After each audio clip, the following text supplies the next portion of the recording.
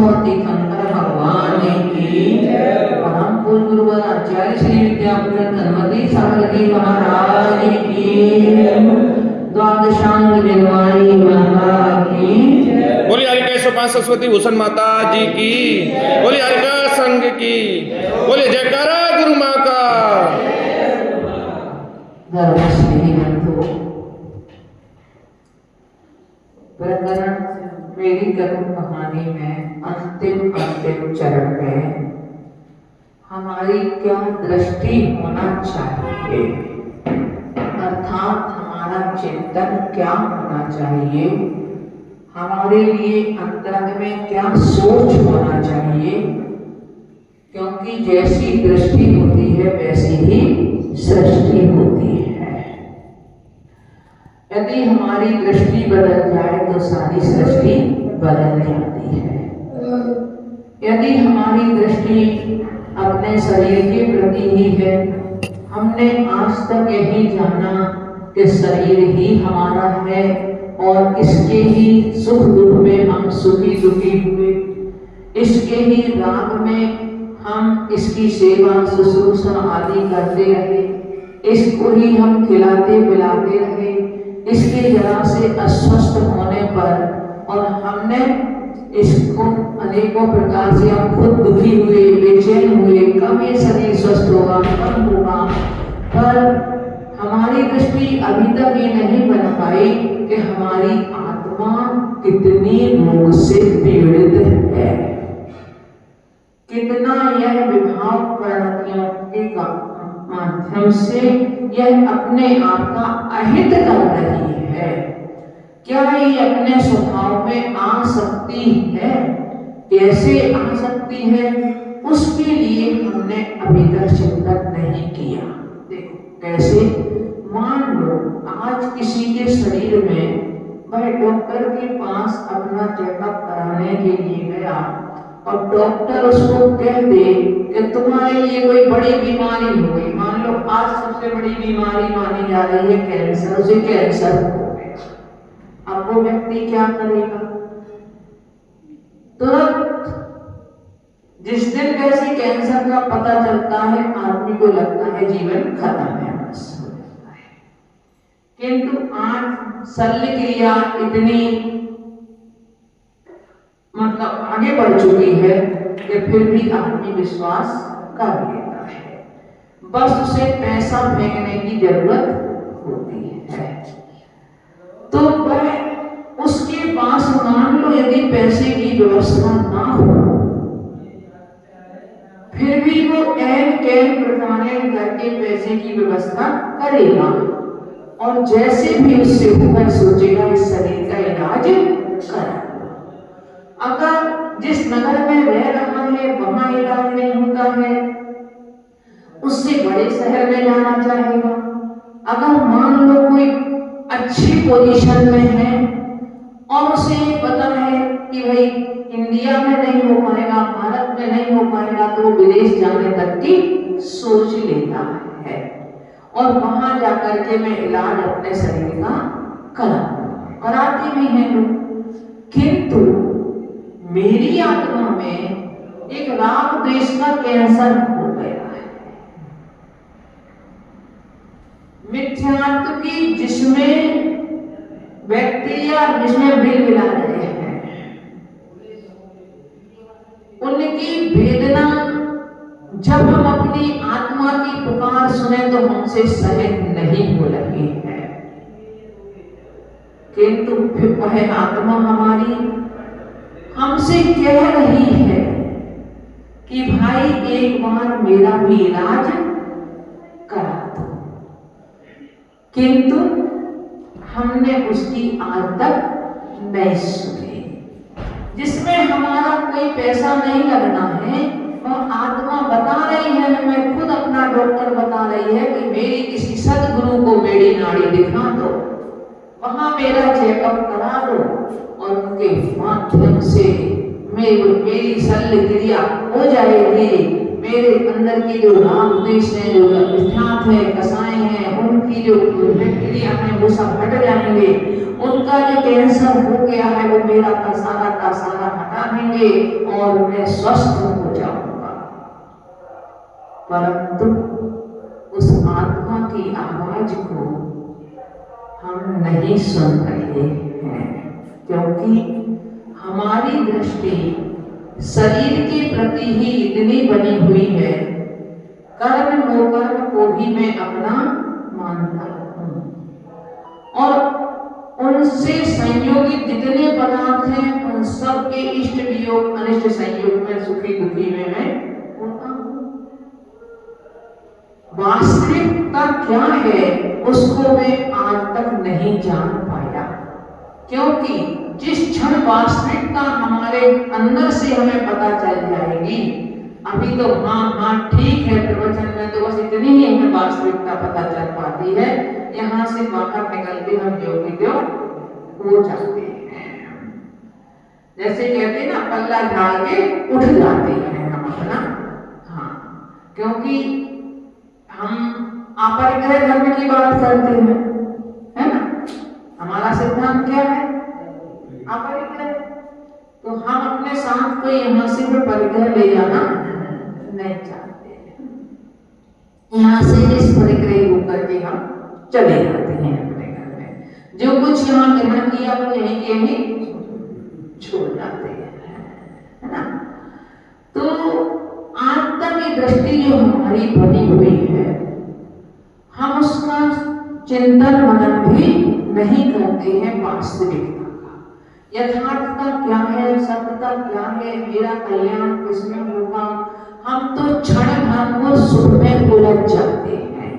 बस मात्र हमें इंद्रिय जन्य सुख मिलना चाहिए और वह इंद्रिय जन्य सुख में हम इतने उलझे हुए हैं कि उसके आगे अतीन्द्रिय सुख का तो हमें आज तक ध्यान ही नहीं आया।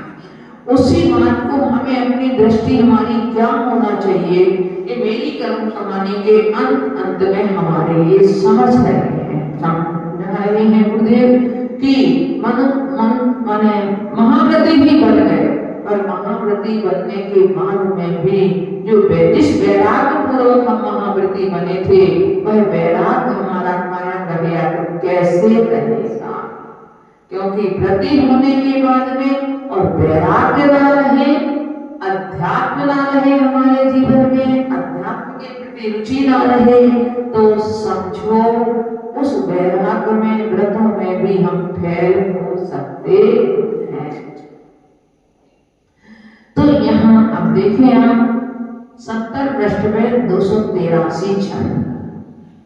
मनुज नारी की देव कभी मैं करमों के बस कहलाया, रतियों से संबंध न मेरा द्रव दृष्टि में यह पाया, इंद्रिय जन्य भोग सुख दुख से मेरा किंचित नाता ना, ज्ञान स्वाभावी रूप अमल है पर में पल हर साताना।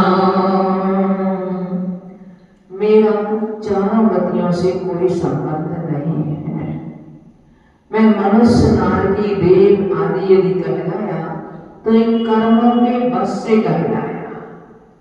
जब देवगति कर्म का उदय तो मैं देवगति में पहुंच गया, नरकी का हुआ तो मैं नरगति में पहुंच गया। बिना कर्म के उदय के एक औदैहिक भाव है गति, तो औदैहिक भाव अर्थात कर्म के उदय से होने वाले भाव, नरक गति में जाता है आत्मा तो इसकी सुख शांति आनंद सब हो जाता है, सब हो जाता है। फिर तो इसीलिए अकेले बस ध्यान रहता है, मारो काटो ये करना उसे करना वो करना, वो ध्यान रहता है। जैसे आप देखो किसी भी पर्याय के जीव जाता है उस रूप आचरण इसका स्वाभाविक हो जाता है, उसे कोई सिखाना नहीं पड़ता। बिल्ली की पर्याय में कौन सिखाता है बिल्ली को कि चूहा तुम्हारा जन्मजात शत्रु है? कौन सिखाता है? कोई नहीं सिखाता, है ना। सिंह को कौन सिखाता है कि तुम दूसरे के को शिकार करने लगो?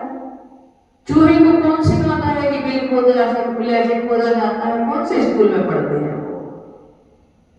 कोई नहीं है। किंतु आत्मा औदिक भाव के कारण जिस भाव में जाता है, जिस गति में जाता है, उसके अनुसार इसके भाव स्वाभाविक हो जाते हैं। मनुष्य रहेगा में आएगा तो मनुष्य जैसे भाव होंगे। तो मैं किसके बस कहलाया? मैं मनुष्य कहलाया, नारी कहलाया। तो उस समय तक क्यों कहलाया? कर्म की वजह से। जब कर्म की वजह से ये पर्याय मुझे मिली तो मैं उस समय पैसा ही कहलाया। मेरा आत्मा गति रूप नहीं है। मैं इंद्रिय जन जो भी भोग है, सुख और दुख है, उनसे मेरा कोई भी नाता नहीं है। चारों गतियों से भी मेरा कोई संबंध नहीं है। जब मैंने द्रव्य दृष्टि से देखा, अर्थात अपने आत्म दृष्टि से मैंने देखा, तो पता चला ये तो सब पर्याय हैं, कर्म जन्म पर्याय हैं, संयोगी पर्याय हैं, इनसे मेरा कुछ भी नाता नहीं है। मैं तो इनसे भिन्न हूँ। और जब ये गतियां हैं तो गति में इंद्रियां भी हैं, तो इंद्रिय संबंधी जो कुछ भी मैंने भोग भोगे और उनमें जो इष्ट मिले तो मैंने सुख माना, अनिष्ट मिले मेरे लिए अप्रिय लगे तो मैंने दुख माना, अगर मेरे अनुकूल नहीं मिले तो। इन इंद्रिय भोगों से भी मेरा कोई नाता नहीं है, क्योंकि ये तो अपने मन की कल्पना है। वही मल को में जीव निरंतर उसी में रहते हैं, इनका उसी में जन्म होता है और उसी को देख करके हम नाक से बोल लेते हैं, हम अपनी आंख में लेते हैं। तो आत्मा तो वो भी है, वही है, संख्यात प्रदेशी है, वही ज्ञाता दृष्टा आत्मा है। तो हम यदि हम द्रव्य दृष्टि से देखते हैं, पर्यायों से हट करके देखते हैं, कहते परतों के पार देखो आप, तब आपको सही चीज दिखाई देगी। ऐसे ही हम भी कर्म की परतों के पार जब देखें तो मुझे लगेगा कि इनसे मेरा कुछ भी नाता नहीं है। मैं तो एक ज्ञान स्वभावी हूँ, मैं कर्मों के बल से रहित हूँ। पर में मैं उलझा रहा, किंतु पर में मेरे लिए पल भर भी सादा नहीं है, पल भर भी सुख नहीं है। चाहे वो परिजन हो वो भी पर है, चाहे वो शरीर हो, चाहे वो हमारे राग द्वेष आदि परिणाम हो, इनमें किंचित मात्र भी सादा शांति नहीं है। परिजन और कुटुंबी प्रियजन इनसे रोग निराला है। मेरे साथी ज्ञान दर्शन शांति क्षमा शिव वाला है। ज्ञान किरण से दिखा स्वयं में ज्ञानानंद सुहितकारी। सम्यक दर्शन ज्ञान चरण केवल मेरे उपकारी। परिवार, कुटुंबी जन और जिनको हम प्रिय मानते हैं, अच्छा मानते हैं, जो हमारे इष्ट जन हैं, उन सबसे मेरा रूप निराला है।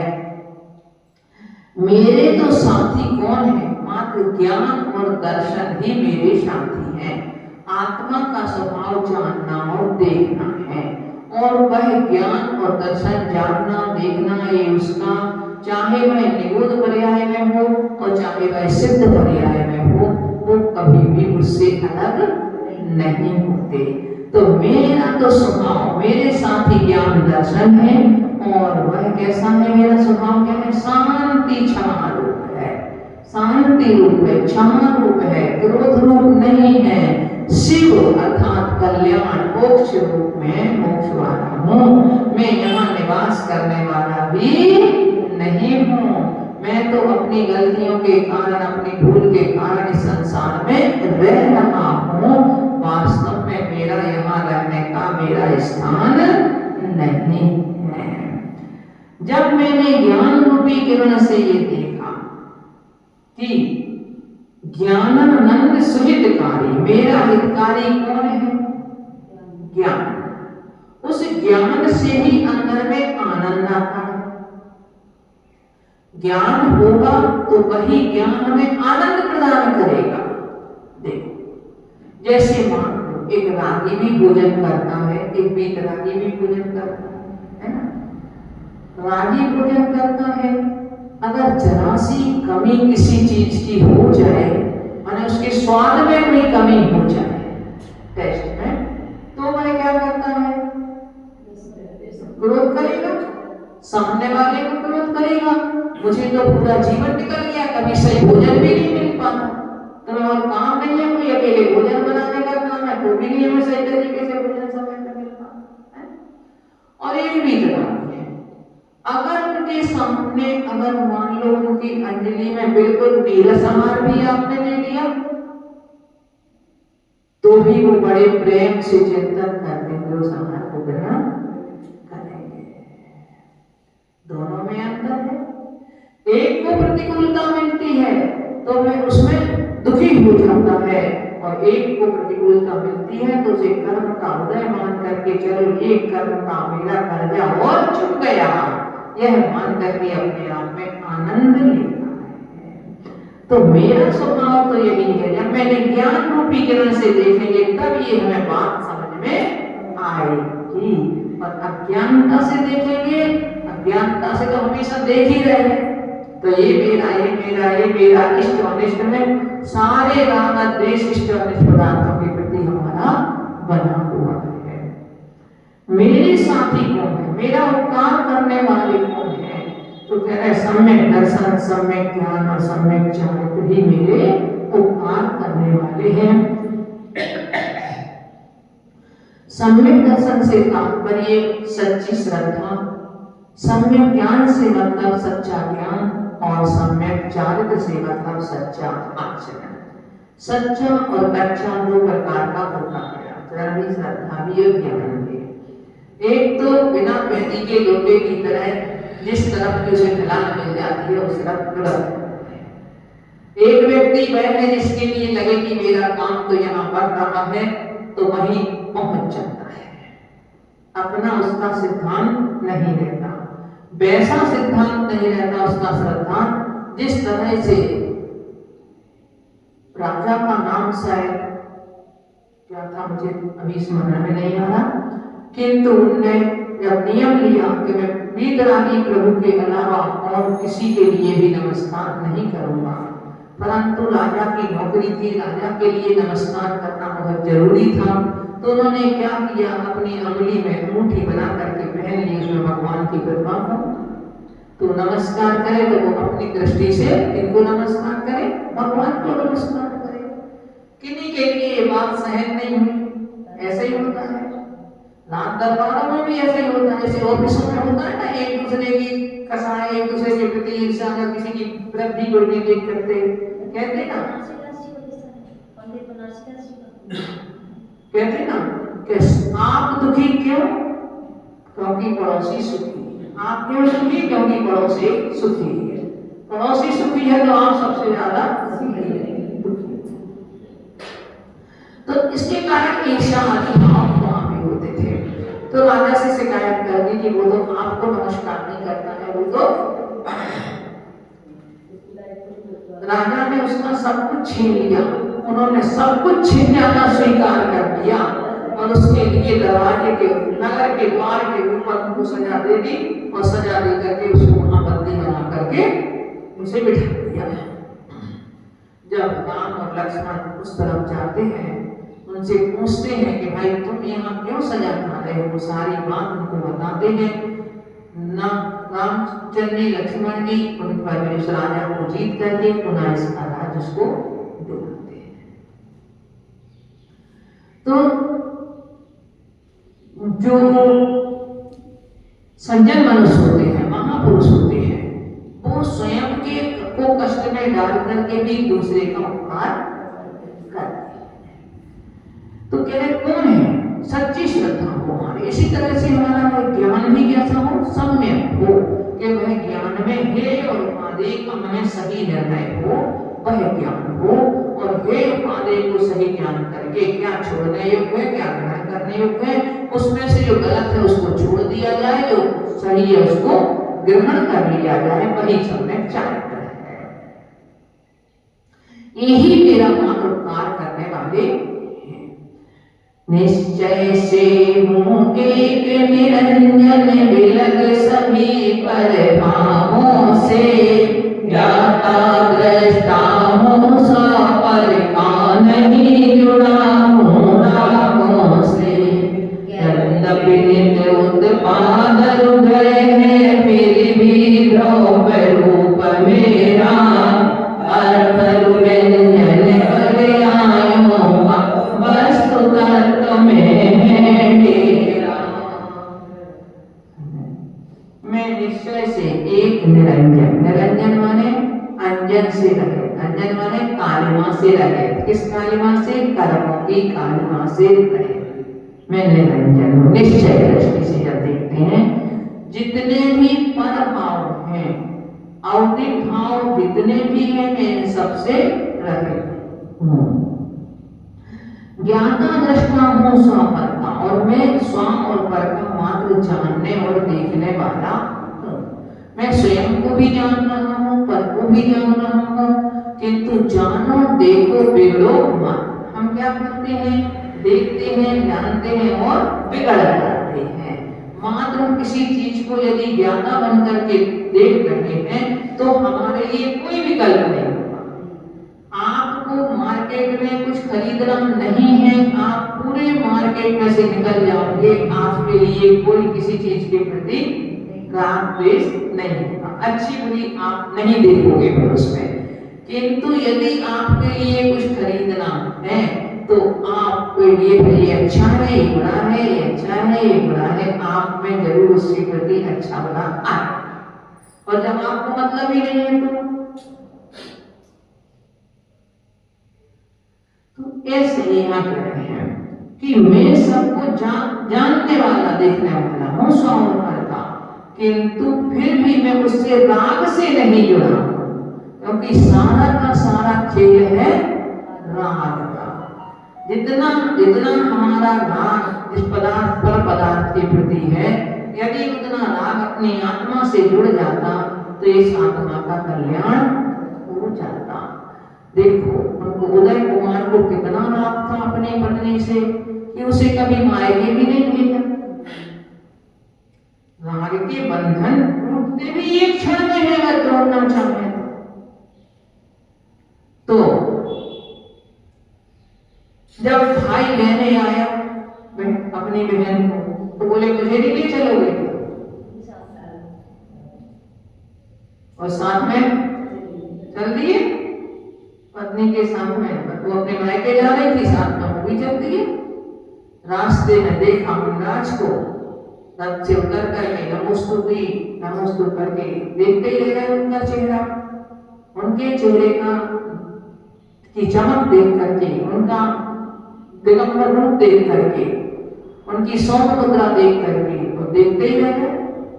तो उनके साले साहब ने व्यंग कर दिया कि क्या कैसे देख रहे हो आप, तो जैसे दीक्षा लेना चाहते हो। बोले सोच तो ऐसे ही रहा उन्हें क्या मन में था, उनके मन में तो सोच भी नहीं सकते कि इतना रागी व्यक्ति और वो दीक्षा ले लेगा। तो बोले यदि आप दीक्षा ले लोगे तो मैं भी दीक्षा ले लूंगा। आए क्या दोनों ने दीक्षा ले ली, और बहन ने भी दीक्षा ले ली। ना यहाँ से निकल गए, वहां भी नहीं पहुंचे, वहां जाना था बीच में ही। तो कब होता है? जब राग के बंधन टूटे। मैं राग से जुड़ा हुआ हूँ, इस कारण से मैं अपने ज्ञाता दृष्टा स्वभाव को भूल जाता हूँ। जानना देखना तभी स्वभाव में तो हो गई होगा, किंतु उसके साथ मेरा राग देश जुड़ जाता है। इस कारण से मैं उसमें अच्छा बुरा मानता हूँ, उसी के कारण से मैं दुखी सुखी होता हूँ। यद्यपि उत्पाद और व्यय, उत्पाद और व्यय, उत्पत्ति और विनाश एक प्रति क्षण हो रहा है ना। फिर भी मेरा स्वरूप क्या है? ध्रुव है। देखो यहाँ से ये मॉडल बता रहे हैं, यहाँ से ये मन करके गया, मान लो को देव में, मनुष्य में, किसी में भी पहुंचा है ना, तो किसका व्यय हुआ? इस पर्याय का व्यय हुआ, मनुष्य पर्याय का व्यय हुआ। और जो आगामी पर्याय चाहे उसने देव पर्याय पाई, मनुष्य पर्याय में, उसका उत्पाद हुआ, वो पर्याय उत्पन्न हुई। किंतु आत्मा तो अपने ध्रुव रूप में इसमें भी वही थी और उसमें भी वही है, तो वो इसका ध्रुव रूप है। आप किसी भी चीज में देखो, अब इसमें क्या है, पर्याय भी वो दो प्रकार की होती है। पर्याय एक ही प्रकार की नहीं होती, कुछ सूक्ष्म पर्याय भी होती है, कुछ स्थूल पर्याय भी होती है। पर्याय से ये समझो आकार, परिणाम, परिणमन करके जो स्थिति बनती है, जो आकृति बनती है द्रव्य का परिणमन करके, वो कहलाती है पर्याय, है ना। तो जैसे जल में लहर उठती है, गिरती है, पर जल तो दो है, चाहे उठे और चाहे गिरे, तो ये उसका जल तो ध्रुव रूप हुआ उसमें, और लहर उसको उल्टा करना वो उसका उपमान और व्यय हुआ। तो ये पर्याय भी दो प्रकार की होती है, सूक्ष्म और स्थूल। सूक्ष्म पर्याय कहलाती है अर्थ पर्याय और स्थूल पर्याय कहलाती है व्यंजन पर्याय। हमें कौन सी पर्याय दिखाई देती है? व्यंजन पर्याय। और व्यंजन पर्याय भी कई समय बाद वाली दिखाई देती है। प्रति समय जैसे मान लो बच्चा है, जन्म हुआ, जन्म के बाद में उसका बढ़ना कैसे कैसे शुरू हुआ? प्रति समय उसमें वृद्धि हो रही है, किंतु हमें कब दिखता है? जब थोड़ा उसमें ज्यादा अंतर आ जाता है तब हमारे लिए दिखता है कि 1 महीने का हो गया, 2 महीने का हो गया, हमारे लिए जब दिखता है ना। तो इसी तरह से आपने कोई चीज मान लो ला करके अपने घर में रखी, आपने मान लो कोई अपनी ड्रेस रखी, कुछ भी रखा, अब उसके लिए मान लो आपने 2-4 साल नहीं देखा, रखी रही, क्योंकि बहुत सारे कपड़े हमारी अलमारी में ऐसे होते हैं जो बहुत दिनों तक नहीं देखते। अब आप तो क्या कहोगे देखने में कि बिल्कुल पूरी है, बिल्कुल हमारी नहीं है, एक बार भी पहनी हमने नहीं है, परंतु 4-5 साल की लाई हुई और आप तुरंत का लाया हुआ देखो, उसमें अंतर पड़ेगा कि नहीं पड़ेगा? पड़ेगा ना। किसने परिणमन कराया? वो स्वाभाविक रूप से उसमें परिणमन होता है। आप तुरंत की ताजी बनी हुई वस्तु को लेना और वही वस्तु को 4 दिन रखने के बाद डिब्बे में फिर उसका स्वाद लेना, अंतर आता है। तो ये क्या, इसमें कैसा अंतर है? ये स्वाभाविक अंतर है। इसी को कहते हैं अर्थ पर्याय। पर स्पर्श में भी, रस में भी, गंध में भी और वर्ण में भी, चारों गुणों में वह परिवर्तन होता है। उसकी गंध भी बदल जाती है, उसका वर्ण भी बदल जाता है, उसका स्पर्श भी बदल जाता है। किसी में कोई गुण विशेष रूप से प्रकट होते हैं और कोई गुण थोड़े दबे रहते हैं, वो हमें दिखाई नहीं देते, हमें अनुभव में नहीं आते, परंतु द्रव्य के चारों, पुद्गल के चारों गुणों में परिवर्तन होता है। इसी तरह से जीव द्रव्य में भी प्रतिक्षण परिवर्तन होता है, उसमें वृद्धि भी होती है, हानि भी होती है। जब बच्चा जन्मता है तो उसमें निरंतर उसमें वृद्धि ज्यादा होती है। जब एक अवस्था हमारी वृद्धावस्था की ओर जाती है तो उस समय शरीर में जो परिवर्तन होता है वो हानि रूप परिवर्तन होने लगता है। उद्गल परमाणुओं में असंख्य अनंत हानि, अनंत गुणी हानि, इस तरह से हानि वृद्धि रूप जो परिणमन होना है वो कहलाती है अर्थ पर्याय। और फिर जो उस पर्याय के परिणमन होते होते जो आकार में परिणमन आ जाता है वो कहलाता है व्यंजन पर्याय। ऐसे परिणमन भी 2 प्रकार का होता है। तो हमारे लिए क्या देखना है कि ये जो परिणमन हो रहा है ये तो इसी द्रव्य की पर्याय है। यदि पुद्गल का परिणमन ही मात्र हमारी आंखों में आता है, उसको ही हम देख पाते हैं, उसको ही हम सुन पाते हैं, उसको ही हम सूंघ पाते हैं, उसको ही हम चख पाते हैं, उसको ही हम स्पर्श कर पाते हैं, तो वही परिणमन हम उसको देख करके अधिक वस्तु में है तो उसको देख करके हम सोच सकते हैं कि ये परिणमन। इसी तरह का परिणमन भी हम अपने भावों को भी देख ज्ञान करके पकड़ करके देख सकते हैं। अभी मेरे भाव क्रोध रूप है तो अभी मेरे भाव मान रूप हो रहे हैं, तो मेरे भाव मायाचारी रूप हो रहे हैं, अभी मेरे भाव अच्छे हो रहे हैं, अभी मेरे भाव उपशमित भाव हो रहे हैं, मेरे विरोध का उपशम होगा तो मेरे विरोध उपशमित शांत भाव है। इस तरह से ये परिणमन हमारे में प्रतिक्षण चल रहा है। वह शुद्ध रूप परिणमन जो है वो सिद्ध भगवान के है और अशुद्ध रूप विभाव रूप परिणमन संसारी जीवों के सूक्ष्म भी है और स्थूल भी है। ओम नमः शिवाय।